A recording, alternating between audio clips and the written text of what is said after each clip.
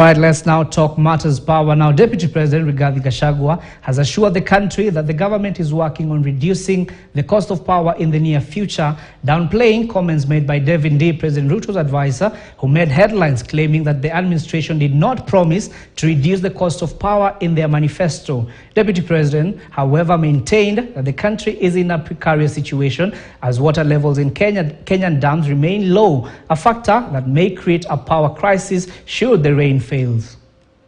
Is concerned about the cost of power, and a lot of things are happening behind the scenes.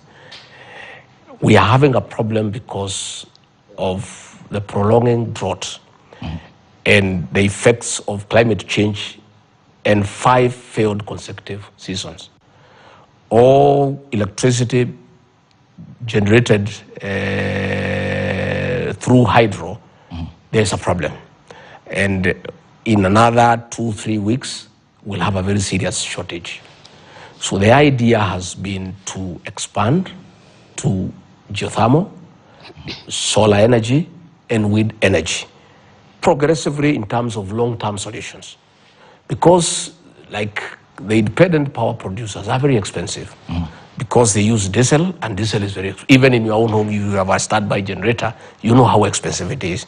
So the government is well sized that the issue of cost of power is affecting the economy badly because it brings up the cost of manufacturing, and that cost of manufacturing due to cost of power is passed to the consumer.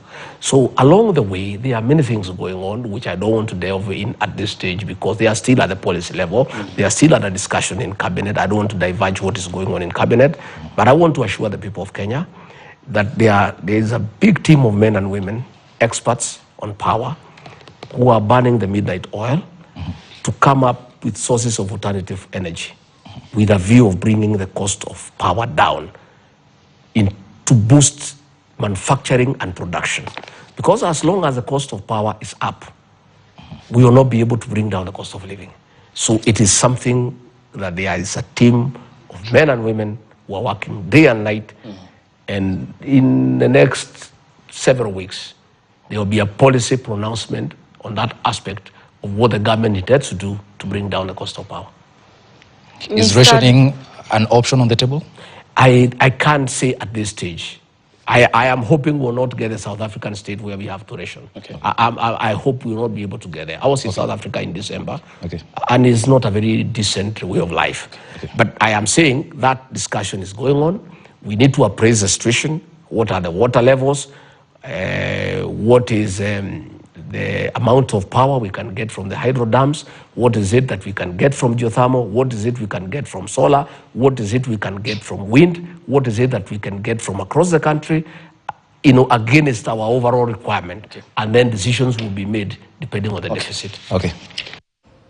All right, let's stick with matters power now. The cost of electricity has been increasing over the last year due to high fuel prices and the cost of various levies. Now, the situation is set to worsen further come April 1st should the Energy and Petroleum Regulatory Authority, EPRA, approve the new tariffs proposed by Kenya Power and Lightning Company. But just what constitutes a power bill? Jasmine Murani now takes